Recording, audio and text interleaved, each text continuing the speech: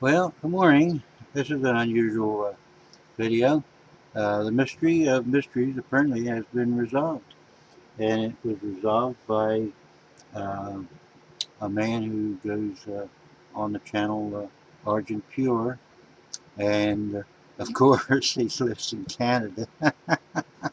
But uh, for a while there, we had uh, looked into the possibility of it being a walrus, but if it was indeed a very small one.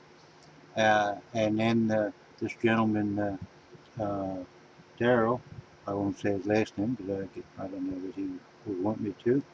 Uh, he lives in Niagara Falls, Ontario, so maybe it won't take forever.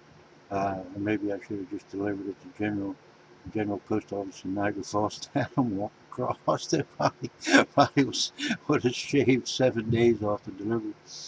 But he sent me to a channel in which they showed the uh, the skull, and it wasn't the skull wasn't close enough to make the determining factor. But on the same channel, and he made me aware of this, there were pictures of the teeth, and indeed they were the round cone-shaped teeth that were the molars for these animals. And apparently they don't have any front teeth, which made sense because of the nature of the fossil. They suck these, literally are able to somehow, with their lips and all, to separate the meat from the shell. And then I guess who knows if they chew it or whatever. But these things, that's why for a long time we believed this to be a grazing animal, because all the teeth they have are all very similar to molars. And this way, these teeth were very, very worn down.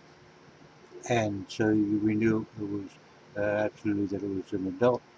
Now, this animal had to have been maybe a third the size of modern walrus, so it was a precursor to walrus. But the tusk, where the location of the tusk fit very nicely into this, uh, not quite as far up front as the modern walrus are, but in a position that's very that's that seems very realistic, and that. Uh, the size of it and the nature of it. All the fossils they had of this species of walrus that exists today all seem more like just preserved bones as opposed to real fossil. A fossil takes each cell and each molecule is replaced by minerals and becomes a fossil.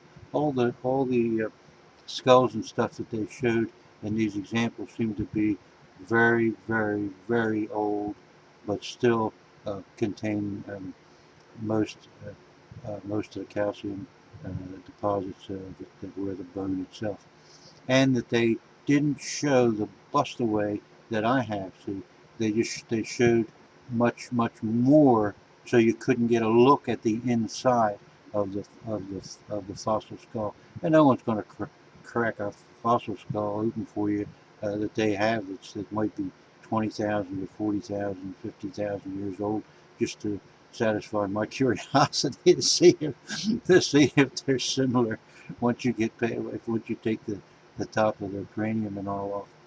But I would say that thanks to this gentleman and finding that website that showed the teeth, and the teeth all along, we knew that the teeth were going to be the defining characteristic, because we couldn't find anything else that had those cone-shaped teeth. That this gentleman, well, I'd already awarded a couple ounces of silver to people that tried hard, uh, but I got the Silver Eagle off to this gentleman this morning, and hopefully he'll get it in 10 days. Why it takes 10 days to go across from Niagara Falls, which will probably be there tomorrow, the next day.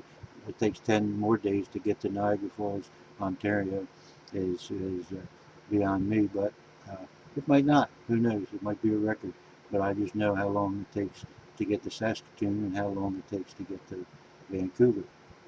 So the mystery has been resolved, and I'm very pleased to find that I have a precursor to the modern day walrus, an animal that was much smaller, but this animal, these fossils could be hundreds of thousands of years old because they are solid rock. There's no fragment of original bone left in them at all. So it's nice to know. Only took 30 years in my possession and 30 years in the previous man that had this fossil's possession to determine that we have some ancient extinct walrus jawbone.